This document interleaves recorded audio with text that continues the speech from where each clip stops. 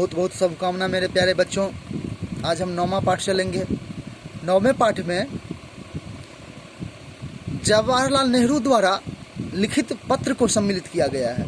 यह पत्र उन्होंने जेल के अंदर से अपनी बेटी इंदिरा को लिखे थे। उसी पत्र का एक अंश दिया गया है, हम देखते हैं। प्रिय इंदिरा, जन्मदिन पर तुम्हें कई उपहार मिलते रहे हैं, शुभकामनाएं भी दी जाती रही हैं, पर मैं इस जेल में बैठा तुम्हें क्या उपहार भेज सकता हूँ। हाँ, मेरी शुभकामनाएं सदा तुम्हारे साथ रहेंगी। क्या तुम्हें याद है कि जोन ऑफ वर्क की कहानी तुम्हें कितनी अच्छी लगी थी? तुम स्वयं भी तो उसी तरह की बनना चाहती थी, पर साधारण पुरुष और स्त्रियां इतने साहसी नहीं होते।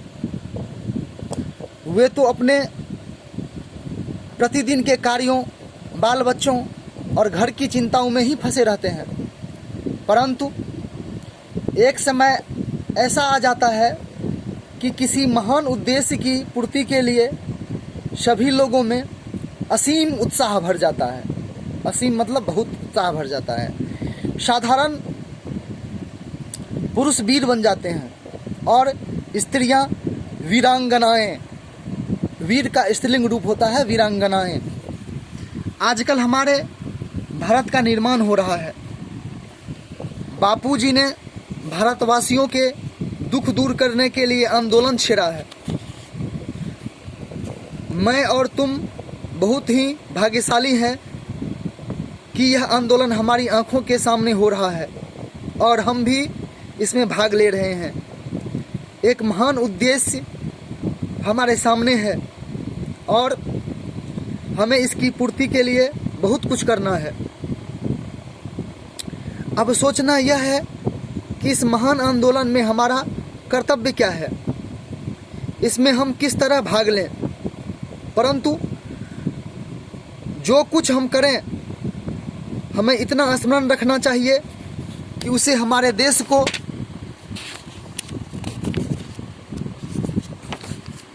हानि न पहुंचे। कई बार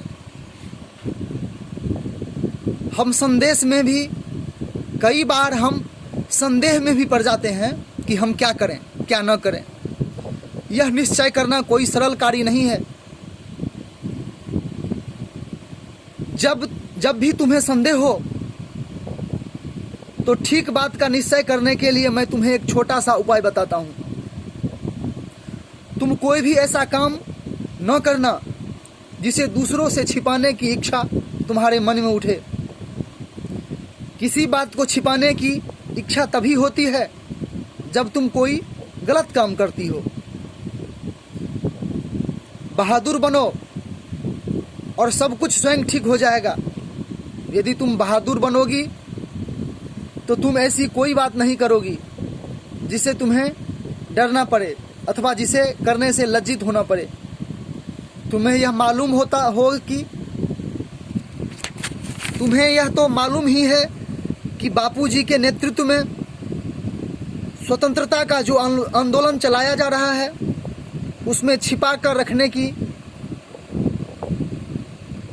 कोई ऐसी बात नहीं है। हम तो सभी काम दिन के उजाले में करते हैं।